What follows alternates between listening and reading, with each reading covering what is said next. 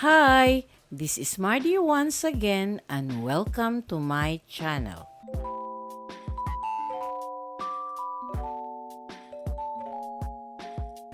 Hello mga kababayan! Welcome back to At Home with Mardy. Today, we're diving into the incredible life of Sergio Osmeña, one of the most influential leaders in Philippine history. From becoming the youngest governor of Cebu to leading the nation during World War II, Osmeña's legacy as a statesman, patriot, and humble leader continues to shape our country today. In this vlog, we'll uncover 10 amazing facts about the grand old man of Cebu, some of which you probably didn't know. So make sure to like, share, and subscribe for more Philippine history content. If you are new to my YouTube channel, please don't forget to like, comment, and subscribe. At para updated kayo sa mga susunod kong videos, please click the bell notification below. At sana po, don't skip the ads and please watch until the end of my video. Number 1. Sergio Osmeña was the second president of the Commonwealth of the Philippines. Sergio Osmeña became the fourth president of the Philippines and the second president of the Commonwealth of the Philippines, following the death of President Manuel L. Quezon on August 1, 1944. At the time, the Philippines was still under the Commonwealth government, a transitional administration established in preparation for full independence from the United States. Osmeña assumed the presidency during one of the most challenging periods in Philippine history, the final years of World War II. As the war raged in the Pacific, the Philippines was under Japanese occupation, and the government-in-exile operated from the United States. Upon taking office, Osmeña worked closely with General Douglas MacArthur and Allied forces to liberate the Philippines from Japanese control. Following the successful landing of Allied forces in Leyte in October of 1944, Osmeña returned to the Philippines alongside MacArthur and helped re-establish the Commonwealth government on Philippine soil. His leadership focused on restoring civil authority, rebuilding the war-torn country, and providing assistance to Filipinos who had suffered under Japanese rule. Although he served for less than 2 years, Osmeña played a crucial role in the transition from wartime devastation towards national recovery and preparation for full independence, which was eventually achieved on July 4, 1946, shortly after his presidency ended. Number 2, he was among the first Filipino lawyers. Sergio Osmeña is one of the earliest Filipinos to become a lawyer during the American colonial period.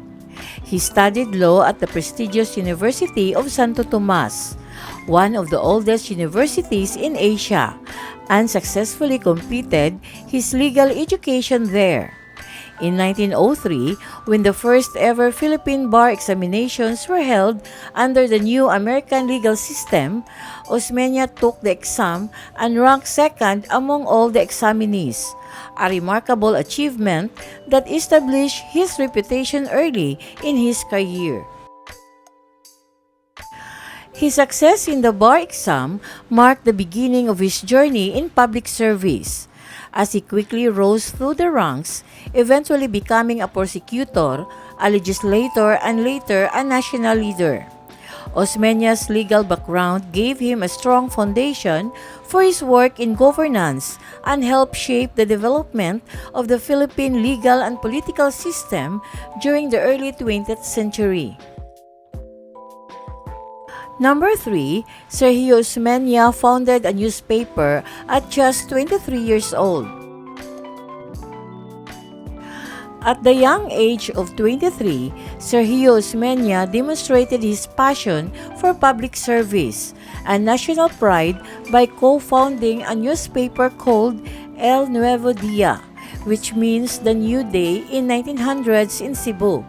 Written in Spanish, which was dominant language of the educated class at the time. The paper served as a bold platform for nationalist ideals and a voice of resistance against American colonial policies. El Nuevo Dia was notable for its critical stance towards the American occupation, advocating for Filipino rights and self-governance. Its editorials reflected the growing desire among Filipinos for independence and political reform. Because of its unspoken content, the newspaper faced pressure from American authorities, which eventually led to its closure after just a couple of years in circulation. Despite its short life, the founding of El Nuevo Dia showed Osmeña's early commitment to Philippine nationalism and freedom of expression, values that would continue to shape his career as a statesman and national leader. Number 4, he became the youngest governor of Cebu at the age of 25. In 1904, at only 25 years old, Sergio Osmeña made history by becoming the youngest governor of Cebu, a remarkable achievement that marked the beginning of his distinguished and decade-long career in public service. His election to the post reflected both his leadership potential and the trust he had already earned from his fellow Cebuanos at such a young age. As governor, Osmeña focused on improving local governance, infrastructure, and public education in Cebu, laying the groundwork for many reforms that would benefit the province. His performance in office quickly gained national attention and set the stage for his rise in Philippine politics, eventually leading to positions such as Speaker of the Philippine Assembly, Vice President, and later President of the Philippines. His early governorship showed that age was no barrier to leadership when paired with intelligence, vision, and a genuine commitment to public service. Number 5, he co-founded the historic Nacionalista Party. In 1907, Sergio Osmeña, together with fellow statesman Manuel L. Quezon, co-founded the Nacionalista Party, a political organization that would go on to dominate Philippine politics for much of the 20th century. The party was born during the early years of American colonial rule as Filipinos began organizing politically to push for a greater autonomy and ultimately full independence. The Nacionalista Party positioned itself as a pro-independence movement, advocating for national sovereignty, democratic governance, and Filipino self-determination. Osmeña served as one of its earliest and most influential leaders, helping shape its platforms and guiding its early success in the newly created Philippine Assembly, where he became the first speaker. Under Osmeña and Quezon leadership, the Nacionalista Party became the political home of many key figures in the country's struggle for independence, and it played a major role in the transition from American rule to the Commonwealth government. The party's legacy continues to influence Philippine politics to this day. Number 6, he was the first Speaker of the Philippine Assembly. In 1907, Sergio Osmeña made history by becoming the first Speaker of the Philippine Assembly, the country's first elected national legislative body under American rule. This assembly was a significant step towards Filipino self-governance, and Osmeña, then only in his late 20s, was chosen to lead it, a testament to his leadership skills and political acumen. As Speaker, Osmeña played a key role in shaping the legislative process and advocating for Filipino interests within the colonial government. He helped lay the foundation for the development of the country's democratic institutions and legislative traditions. The Philippine Assembly later evolved into the House of Representatives, and Osmeña's leadership as its first presiding officer set high standards for those who followed. His tenure marked the beginning of a more participatory government and highlighted the growing capabilities of Filipino leaders to govern their own nation. Number 7, Sergio Osmeña is a humble and respected statesman. Sergio Osmeña was widely admired for his humility, integrity, and quiet strength, qualities that earned him the enduring nickname, the Grand Old Man of Cebu. Throughout his long career in public service, he was known for his calm demeanor, thoughtful decision-making, and deep sense of duty to the Filipino people. Despite being a senior statesman with decades of experience, including serving as president during World War II, Osmeña showed remarkable grace and dignity when he lost the 1946 presidential election to Manuel Rojas. Rather than contest the results or cling to power, he chose to step aside peacefully, demonstrating his respect for democracy and the will of the people.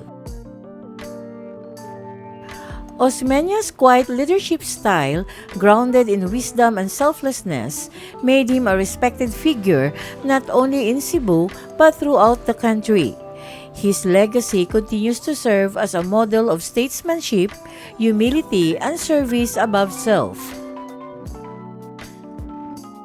Number 8, he was the key figure in the Philippine Government-in-exile during World War II. During the dark days of World War II and the Japanese occupation of the Philippines, Sergio Osmeña played a vital role in preserving the continuity and legitimacy of the Philippine government in exile. Working closely with the Allied forces in the United States, he helped coordinate efforts to support the Filipino resistance and maintain hope for the country's eventual liberation. When President Manuel Quezon passed away in 1944, Osmeña as vice president succeeded him and became the acting head of the government in exile. Later that year, he returned to the Philippines alongside General Douglas MacArthur during the Allied Liberation Campaign, symbolizing the restoration of the Filipino government and the beginning of the nation's recovery from wartime devastation.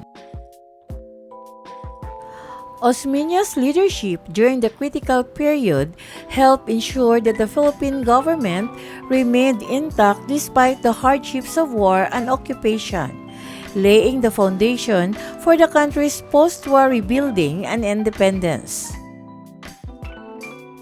Number 9, a lasting political legacy. The Osmeña name has continued to be a powerful force in the Philippine politics, thanks to Sergio Osmeña's enduring legacy. His commitment to public service inspired his family to follow in his footsteps. His son, Sergio Osmeña Jr., became a prominent political leader, serving as a senator and mayor. Later, his grandson, John Osmeña, also made his mark as a national legislator, carrying on the family tradition of leadership and dedication to the Filipino people. Through multiple generations, the Osmeñas have remained influential in shaping the country's political landscape. cementing their place as one of the most respected political dynasties in the Philippines. And number 10, he laid to rest at the libingan ng mga bayani. In honor of his service as a former president and his significant contributions to the nation, Sergio Osmeña was laid to rest at the libingan ng mga bayani located in Taguig City. This prestigious resting place is reserved for Filipino heroes, veterans, and statesmen who have dedicated their lives to the country's welfare. Osmeña's burial there reflects the deep respect and gratitude to the Filipino people for his leadership and lasting impact on the nation's history. Hello again mga kababayan! Osmeña's quiet but powerful leadership left a lasting mark on our country. Do you think his style would work today? Share your thoughts below. I love sharing stories of inspiring Filipino leaders. Who else should I feature next? Drop your suggestions in the comments. Daghang salamat! Thank you very much for watching. And according to notsalmon.com, love the people who saw you when you were invisible to everyone else. Special thanks to my sources from Google,